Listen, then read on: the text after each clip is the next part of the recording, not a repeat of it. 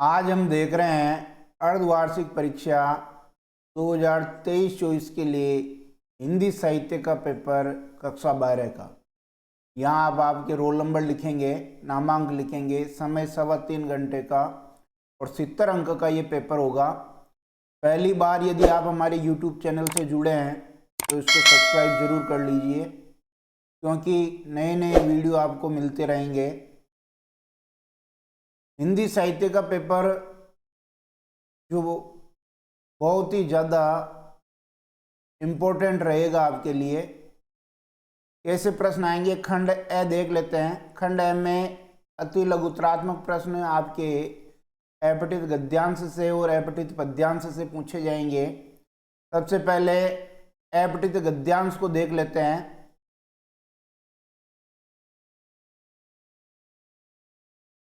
राष्ट्रीय या जातीय संस्कृति का सबसे बड़ा योगदान यही है कि वह हमें अपने राष्ट्र की परंपरा से संपृक्त बनाती है, जोड़े रखती है, अपनी रीति नीति की संपदा से विच्छिन्न नहीं होने देती। आज के युग में राष्ट्रीय एवं जातीय संस्कृतियों के मिलने के अवसर अति सुलभ हो गए हैं। संस्कृतियों का पारस्परिक संघर्ष भी शुरू हो गया है। कुछ ऐसे विदेशी प्रभाव हमारे देश पर पड़ रहे हैं जिनके आतंक ने हमें स्वयं अपनी संस्कृति के प्रति संशयालु बना दिया है। हमारी आस्था डिगने लगी है। यह हमारी वैचारिक दुर्बलता का फल है। अपनी संस्कृति को छोड़ विदेशी संस्कृति के विवेकहीन अनुकरण से हमारे राष्ट्रीय गौरव को जो ठेस पहुंच रही है वह किसी राष्ट्रप्रेमी जागरूक व्यक्ति से छिपी नहीं है। भारतीय संस्कृति में त्याग और ग्रहण की अद्भुत क्षमता रही है।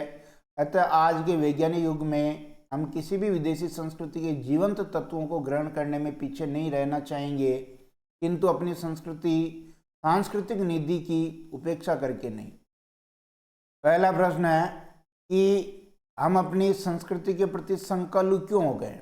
तो विदेशी संस्कृति के प्रभाव के कारण अपनी संस्कृति के प्रति संकल्लु हो गए हैं। यहाँ आया देखिए कि यहाँ से ले सकते हैं। कुछ ऐसे विदेशी प्रभाव हमारे देश पर पड़ रहे हैं जिनके आतंक ने हमने स्वयं अपनी संस्कृति के प्रति संशयालु बना दिया। यहाँ तक राष्ट्रीय संस्कृति की हमारे प्रति सबसे बड़ी देन क्या है? तो राष्ट्रीय संस्कृति की सबसे बड़ी देन यही है कि वह अपने राष्ट्र की परंपरा और रीति नीति से विच्छिन्न नहीं होने देती। यहाँ से ले लेंगे हम कि राष्ट्रीय या जातीय संस्कृति की सबसे बड़ी देन या योगदान है कि वह अपने राष्ट्र की परंपरा से संपृक्त बनाती है, अपनी रीति नीति की संपदा से विच्छिन्न नहीं होने देती। यहाँ तक के बाद देखिए, हम विदेशी संस्कृति से क्या ग्रहण कर सकते हैं? हम विदेशी संस्कृति से जीवंत तत्वों को ग्रहण कर सकते हैं। ये प्रश्न यहाँ आया है। हम किसी भी विदेशी संस्कृति से जीवंत तत्वों को ग्रहण करने में पीछे नहीं रहना चाहेंगे, लेकिन अपनी जो सांस्कृतिक निधि खजाना है उसकी उपेक्षा करके नहीं। यहाँ तक जातीय शब्द में प्रत्यय बताइए। तो जातीय शब्द में ई प्रत्यय है। जाति में ई प्रत्यय लग गया, जाति हो जाएगा। उपयुक्त गद्यांश के लिए उपयुक्त शीर्षक दीजिए। तो भारतीय संस्कृति का संघर्ष के लिए शीर्षक हो जाएगा भारतीय संस्कृति का संघर्ष। ऐसे दूसरा अपठित पद्यांश है। क्या रोकेंगे प्रलय मेघ ये, क्या विद्युत गण के नर्तन, मुझे न साथी रोक सकेंगे सागर के गर्जन तर्जन, मैं अविराम पथिक अलबेला, रुके न मेरे कभी चरण, सूलों के बदले फूलों का किया न मैंने मित्र चयन, मैं विपदाओं में मुस्काता नव आशा के दीप लिए, फिर मुझको क्या रोक सकेंगे जीवन के उत्थान पतन, आंधी हो ओले वर्षा हो राह सुपरिचित है मेरी, फिर मुझको क्या डरा सकेंगे ये जग के खंडन मंडन, मैं अटका कब कब विचलित में सतत डगर मेरी संबल, रोक सकी पगले कब मुझको ये युग की प्राचीर निबल। यहां से हम प्रश्नों के उत्तर देखेंगे। सूलों के बदले फूलों का किया ना मैंने कभी चयन, पंक्ति का भाव स्पष्ट करना है। यानी सूल यानी कांटे, यानी कांटों के बदले कभी फूल नहीं चुने। इसका मतलब कांटे संघर्ष का प्रतीक है और फूल आराम का प्रतीक है, सुख सुविधाओं का प्रतीक है। तो कभी सुख सुविधापूर्ण जीवन त्याग कर चुनौतीपूर्ण संघर्षमय जीना चाहता है। कवि को कौन नहीं रोक सकता है? तो ऊपर आया था, देखिए यहाँ, क्या रोकेंगे प्रलय मेघ ये, क्या विद्युत गण के नर्तन, मुझे न साथी रोक सकेंगे सागर के गर्जन तर्जन। यानी बाधाएं उसको नहीं रोक सकेगी। कवि को गर्जना करते मेघ और सागर नहीं रोक सकते, अर्थात कोई भी बाधा आगे बढ़ने से नहीं रोक सकते। युग की प्राचीर से क्या तात्पर्य है? युग की प्राचीर को कमजोर क्यों बताया गया है? तो युग की प्राचीर का मतलब है समय की बाधाएं। युगों युगों से यानी समय है, और प्राचीर यानी दीवार होता, तो युग की बाधाएं, समय की बाधाओं को संकल्पवान व्यक्ति द्वारा जीत लेने के कारण वे कमजोर है। अर्थात युग की प्राचीर जो है, बाधाएं हैं, वो कभी व्यक्ति को आगे बढ़ने से नहीं रोक पाई है। मैं अविराम प्रतीक से क्या आशय है? कभी अपने जीवन में मंजिल पाने के लिए बिना रुके निरंतर गतिशील है, अविराम बिना रुके आगे बढ़ रहा है। और पद्यांश के लिए उपयुक्त शीर्षक क्या हो सकता है? साहस व संघर्ष, या निरंतर गतिशील रहना, आगे बढ़ना, इस प्रकार का कोई भी आप शीर्षक दे सकते हैं। इसके बाद देखिए अगला प्रश्न वस्तुनिष्ठ प्रश्न का होने वाला है। आपको ये पता होना चाहिए कि 4 प्रश्न आपके अंतरा से आएंगे, 4 ही प्रश्न अभिव्यक्ति माध्यम से आएंगे, और 4 प्रश्न आपके वित्तांत से आएंगे। कुल 12 प्रश्न आपके ऑब्जेक्टिव टाइप आएंगे। पहला प्रश्न कह रहा देवसेना का गीत नाटक से लिया गया। कौन से नाटक से लिया गया? तो देवसेना का जो गीत है वो आपके स्कंदगुप्त नाटक से लिया गया। यहाँ ये भी ध्यान रखना है कि जो कार्नेलिया का गीत था,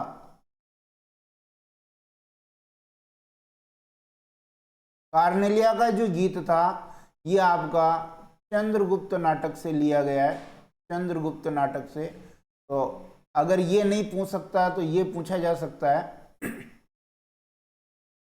दूसरा प्रश्न जयशंकर प्रसाद के नाटक है ये। 12 मासा में किसके वियोग का वर्णन है? 12 मासा में एक नायिका के वियोग का वर्णन है। वो किसके वियोग का वर्णन है? पद्मावती के, सुजान के, नागमती के, देवसेना के। तो इसमें नागमती के वियोग का वर्णन है, जो 12 मासा शीर्षक से है। पद्मावत का अंश है ये, इसका अंश है पद्मावत का अंश है। मलिक मोहम्मद जायसी द्वारा ये लिखा गया पद्मावत, और उसका अंश है। रानी नागमती के वियोग का यहाँ वर्णन है। हरगोबिंद कहाँ का रहने वाला था? संवदिया जो कहानी है फणीश्वरनाथ रेणु की, वहाँ से ये प्रश्न है। थाना बियेपुर, कटारगढ़, जलालगढ़, कटियार, तो वो जलालगढ़ का रहने वाला था। और बड़ी बहू का वो संदेश लेकर के उसके पियड़ जाता है।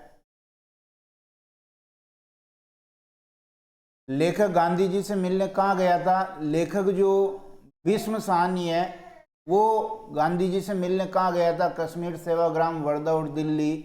तो सेवाग्राम में गांधी जी से मिलने के लिए गया था, जहाँ उसका भाई रह रहा था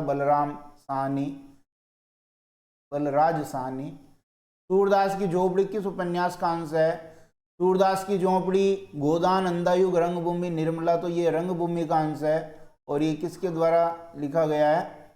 इसका पात्र तो है सूरदास, और लिखा गया ये मुंशी प्रेमचंद के द्वारा, मुंशी प्रेमचंद। कोइया किसे कहते हैं? कोइया कमल, कुमुद, सांप या हरसिंगार को, तो कोइया कुमुद को कहते हैं। अंतराल से ये लिया गया है। बिस्कोर की माटी पाठ गद्य की किस विधा में लिखा गया है? बिस्कोर की माटी पाठ कहानी है, संस्मरण है, रिपोर्टाज, आत्मकथा अंश है। तो ये आत्मकथा का अंश है। लेखक विश्वनाथ त्रिपाठी। कौन है? विश्वनाथ त्रिपाठी की आत्मकथा का ये अंश है। और नंगा तलई का गांव, कौन सी आत्मकथा है? नंगा तलई का गांव।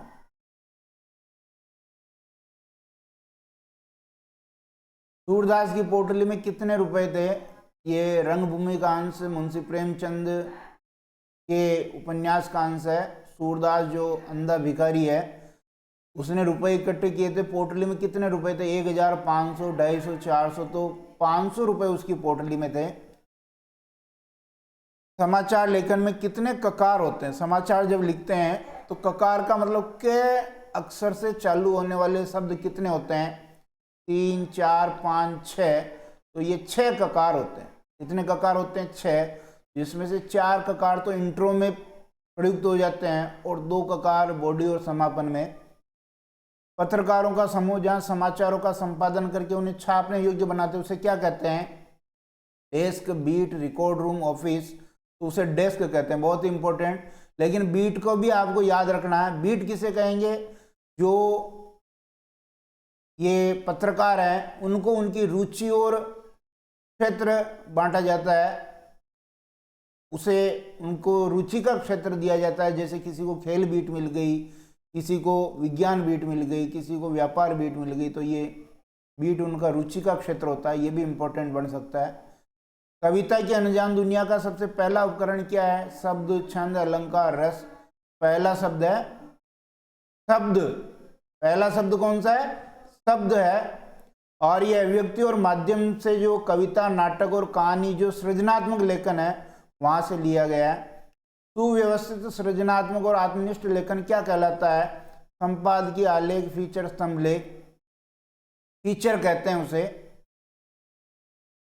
रिक्त स्थान देखिए, 6 रिक्त स्थान आपके पूछे जाएंगे।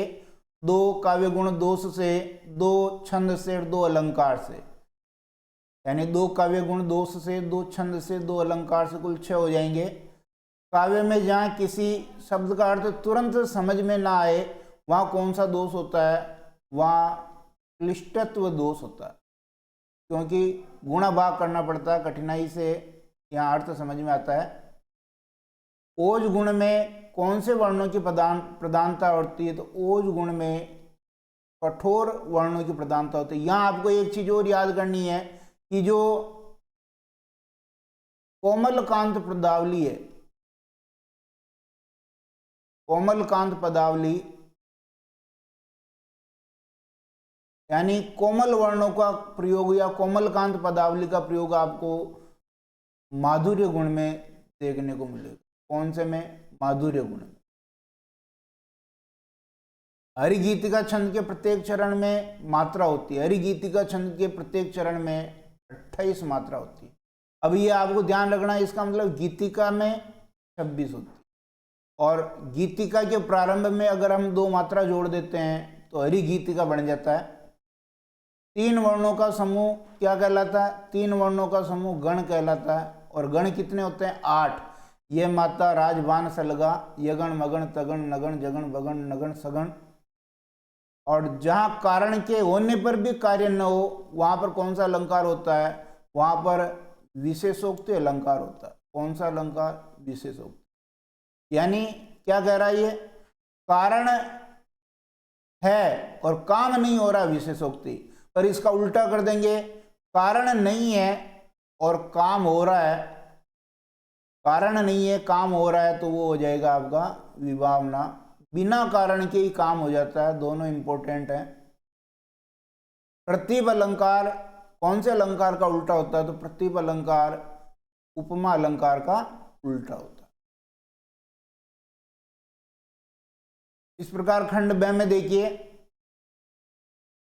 नाटक हिंदी साहित्य की अन्य विधाओं से कैसे अलग है स्पष्ट करना। बिल्कुल, जो नाटक है वो आपके कविता, कहानी, इनसे कैसे अलग है उसको स्पष्ट करना, क्योंकि नाटक लिखे जाने के रूप में अधूरा ही होता है। जब तक उसको मंचित नहीं किया जाएगा वो पूरा नहीं होगा। जबकि दूसरी विधाएं जब हम लिख देते हैं तो वो पूरी हो जाती है। उल्टा पिरामिड शैली में समाचार कैसे लिखा जाता है समझाइए। उल्टा पिरामिड शैली आपको समझानी है। ये ऐसे होती है उल्टा पिरामिड शैली। समाचार लिखने की सबसे फेमस शैली है ये। इसके 3 भाग हैं। पहला है इंट्रो, दूसरा भाग है कोडी और तीसरा भाग है समापन। ऐसे समाचार की जो मुख्य खबर होती है वो इंट्रो में ही दे दी जाती है, क्लाइमेक्स इंट्रो में ही आ जाता है। ये 4 ककारों का प्रयोग इंट्रो में किया जाता है। विशेष लेखन किसे कहते हैं? विशेष लेखन और सामान्य लेखन के बीच बुनियादी फर्क क्या है? विशेष लेखन सामान्य लेखन से हट करके जो विशेष लेखन किया जाता है किसी विशेष विषय पर, वो विशेष लेखन कहलाता है। और इनके बीच जो बुनियादी फर्क है वो तकनीकी शब्दावली का है। किसका है? तकनीकी शब्दावली का। अन्योक्ति अलंकार को उदाहरण से ही समझाना है। अन्योक्ति अलंकार में देखिए, अप्रस्तुत का वर्णन कर अप्रस्तुत के वर्णन से प्रस्तुत का बोध करवाया जाता है।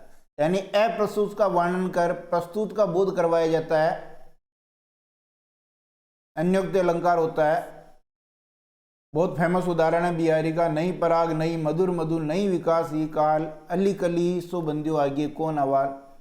निराला जो छायावादी कवि हैं उनका साहित्यिक परिचय लिखना है। फणीश्वर नाथ रेणु जो आंचलिक कथाकार उपन्यासकार है उनका साहित्यिक परिचय लिखना है। दीप और पंक्ति का प्रतिकार्थ लिखना है।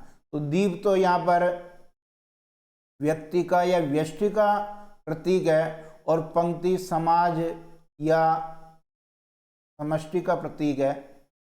खाली कटोरों में वसंत का उतरना से क्या आशय है? जो कविता है बनारस केदारनाथ सिंह की, उसमें किस प्रकार भिखारियों को भीख मिलने लग जाती है तो वो प्रसन्न हो जाते हैं।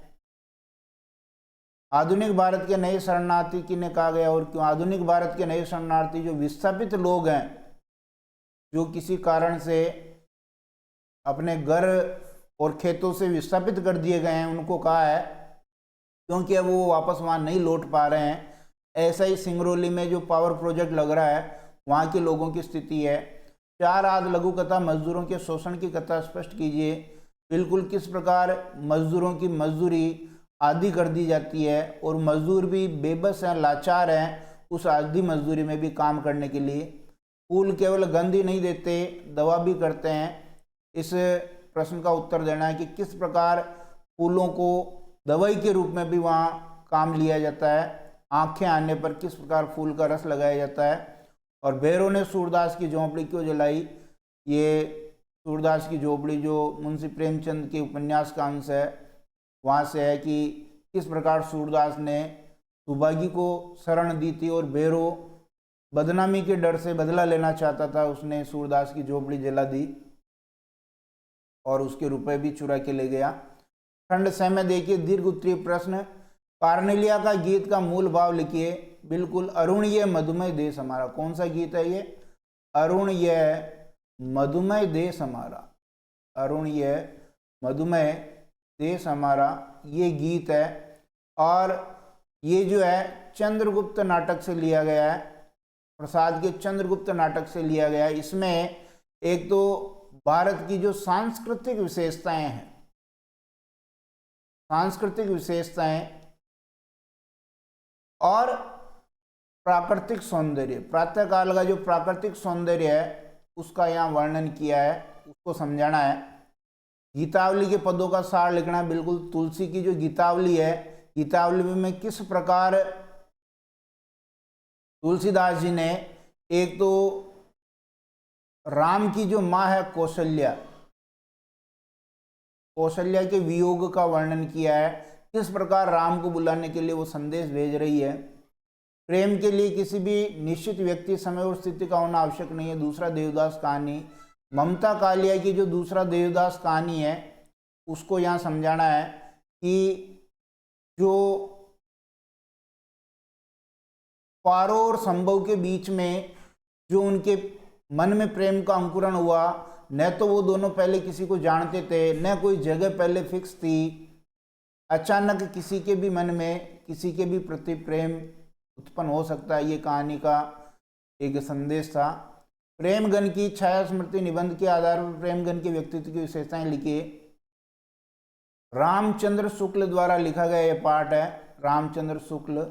और जो भारतेंदु युग के प्रमुख कवि हैं बद्री नारायण चौधरी प्रेमगन, पूरा नाम भी आपको याद रखना, बद्री नारायण चौधरी प्रेमगन। उनके व्यक्तित्व की विशेषताएं लिखनी है। बिस्कोर की वर्षा का वर्णन करना, बिस्कोर में वर्षा कैसे होती थी उनका वर्णन करना है। सूरदास की चारित्रिक विशेषताएं लिखनी, ये भी सूरदास की झोंपड़ी में से है। उसके बाद खंड द में आपकी व्याख्या पूछी जाएगी। पहले गद्यांश की व्याख्या है। एक पाठशाला का वार्षिकोत्सव था, मैं भी वहाँ बुलाया गया। बिल्कुल। गुलेरी जी का ये पाठ है, चंद्रधर शर्मा गुलेरी जी का लघु निबंध है, बालक बच गया, बालक बच गया। शिक्षा ग्रहण की सही उम्र, शिक्षा ग्रहण की सही उम्र यानी छोटी उम्र में हम बच्चों के ऊपर शिक्षा का बोझ लादे नहीं, क्योंकि बालक के लिए शिक्षा है, शिक्षा के लिए बालक नहीं है। इसी प्रकार हरगोविंद ने कुछ नहीं कहा, ये आप देख रहे हैं। संवदिया जो कहानी है रेणु की, फणीश्वर नाथ रेणु की कहानी है। बड़ी बहू का किस प्रकार वो संवाद लेकर के जाता है लेकिन कह नहीं पाता है। पद्यांश की व्याख्या देखिए। इस शहर में वसंत अचानक आता है और जब आता है तो मैंने देखा लहर तारा या मड़वाडी से आता है। तो ये बनारस कविता से ली गई है, केदारनाथ सिंह।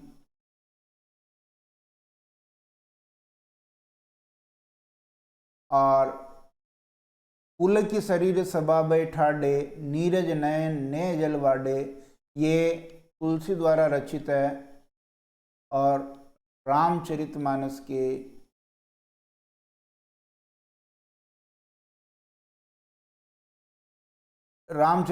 के अंश से ये ली गई है। और ये जो आपके निबंध है इनमें से एक निबंध करना है। मेरा प्रिय साहित्यकार, योग की उपाधि देता, राष्ट्रीय एकता, इंटरनेट का महत्व और स्त्री सशक्तिकरण। ठीक है, धन्यवाद।